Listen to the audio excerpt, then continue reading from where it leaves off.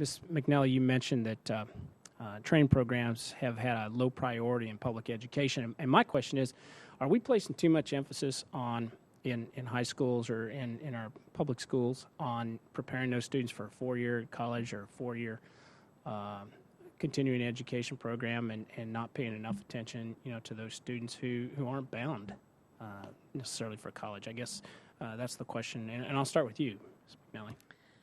That's a great question, and I think as a nation, culturally, we have a sense that every young person wants to go to college. What we haven't done is, in fact, redefine what real college is with labor market value.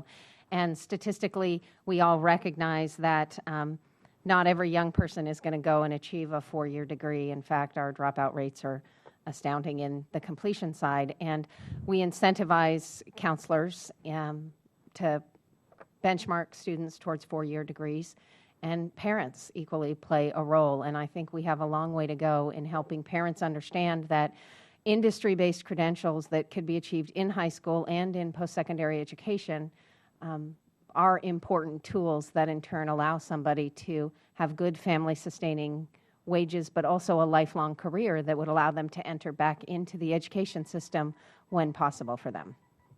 Dr. Rawls? I believe the short answer is yes, and you can look at data within our state. I think recent studies have shown that the biggest skill gap is between those students, those jobs that require above high school but less than 4 years of college. So I think there is that issue, and I think everybody's in support of technical and vocational education. The challenge is priorities. As some say, everybody's in favor of vocational education just for other people's children. So it can be a real challenge.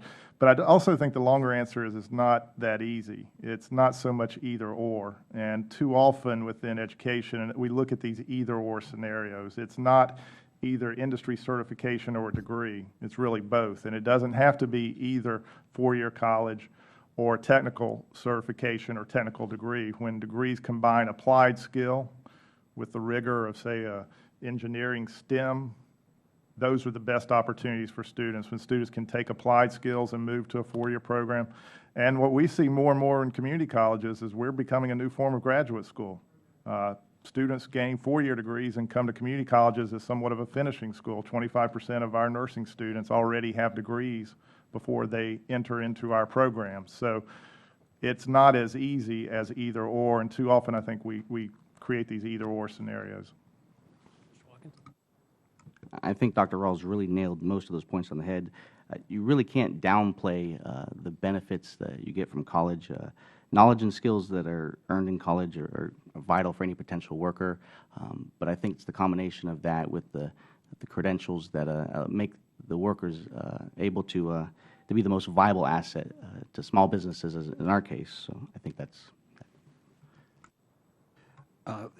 Everything's been said is right on. I think what I would add to that is a lot of, especially for small business employers, whether they're coming out of with a four-year degree or coming out of high school, two things. A lot of students simply can't go on to 4 years right away, even if they want to strive to that, because financially they need some money.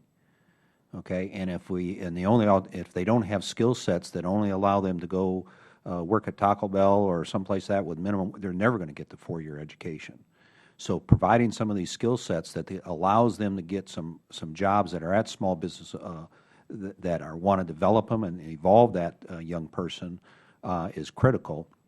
I think the other part of this is that what has been mentioned already is a lot of four-year students that are coming out of colleges realize they have a lot of tremendous knowledge, they know a lot of things, but in today's marketplace, especially in this market that we're in now and coming out of this, is going to require, what can you do? Can you actually put some things into practice? Although it may be entry level, but can you take that tremendous knowledge you have and help us on the productivity side and bring those ideas and put them to work in manufacturing process, especially in the supply chain, which is a big part of what we're here today, because our small businesses are key in that supply chain.